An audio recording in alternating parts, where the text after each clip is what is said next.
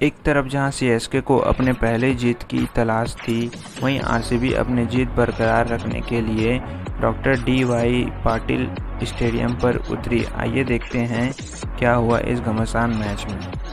आज हुए RCB versus CSK के मैच में आरसीबी ने टॉस जीतकर फील्डिंग का फैसला लिया और चेन्नई की तरफ से उतरी रॉबिन उथप्पा और ऋतुराज गायकवाड़ ज़्यादा समय तक नहीं खेल पाए, जिसके बाद उन्होंने 16वें गेंद पर 17 रन बनाकर जोश हैजलवुड के हाथों एलबीडब्ल्यू हो गए। उसके बाद आए मोइन अली भी ज़्यादा समय तक टिक नहीं सके और शिवम दुबे ने नेक्स्ट बैटिंग के लिए आए। रॉबिन उथप्पा और शिवम दुबे तबाही पारी खेल रहे थे। एक बार के लिए सबको लगा रॉबिन उथप्पा आउट हो गए सिराज के बॉल पे, लेकिन भैया वो तो फ्री हिट बॉल डाल दिए। एक बार के लिए आरसीबी फैंस खुश हो गए थे, लेकिन क्या करें। 10वें ओवर के बाद रॉबिन और दुबे ने जो छक्कों और चौकों की बरसात की जिसकी किसी को उम्मीद नहीं थी। 10वें ओवर तक चेन्नई की स्कोर 60 रन, लेकिन रॉबिन उथप्पा और शिवम दुबे की तबाही पारी ने सबको हिला डाला और इस बार किस्मत भी सीएसके के साथ थी। उसके बाद 201 रनों पर तीसरे विकेट रॉबिन उथप्पा का गिरा।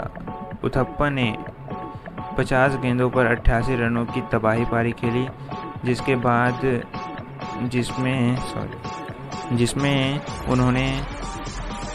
जिसमें उनके 9 छक्के थे और 5 चौके। उन्होंने शिवम दुबे के साथ एक तबाही पारी खेली। उसके बाद सीएसके के कैप्टन जडेजा आए और अपने पहले ही गेंद पर आउट हो गए।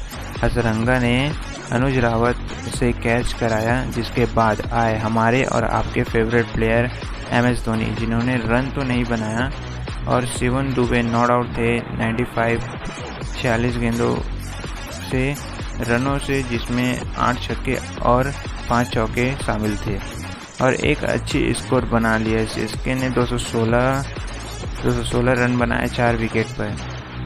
तो सेकंड इनिंग में आरसीबी की तरफ से बैटिंग के लिए फैफ डुप्लेसिस, जो आरसीबी के कैप्टन हैं, और अनुज रावत आए, जिसके बाद फैफ डुप्लेसिस को महज थिक्साना ने जॉर्डन के हाथों कैच करवाया। उसके बाद विराट कोहली भी ज़्यादा समय तक नहीं टिक सके।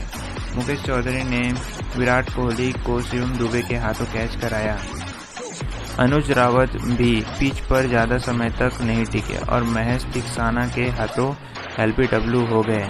फिर आए ग्लेन मैक्सवेल, जिसने 2 छक्के और 2 चौके लगाकर जडेजा को विकेट दे दिया। लगभग आधी टीम पवेलियन वापस लौट गई, पर आरसीबी ने हार नहीं माना।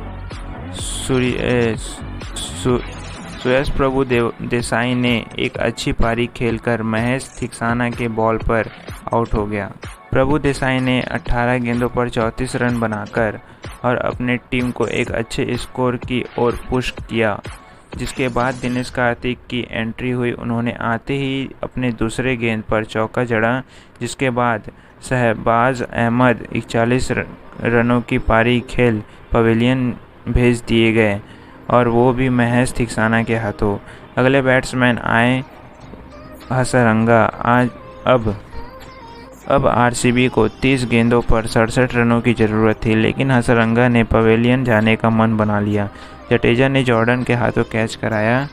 अब आरसीबी की वो विकेट भी गिर गई, जिसके बाद अब उम्मीद है तो सिर्फ दिनेश कार्तिक से। जिसके बाद आए आकाशदीप भी 2 गेंद खेलकर वापस चले गए, जिसके बाद आरसीबी की उम्मीद कम होने लगी।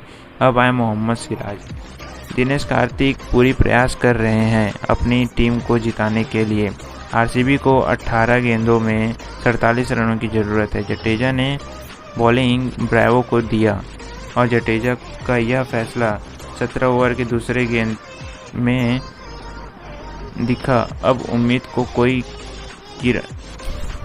उम्मीद की कोई किरण नहीं दिखाई दे रही थी, क्योंकि कार्तिक अपना स्पेशल विकेट जडेजा के हाथों दे दिए।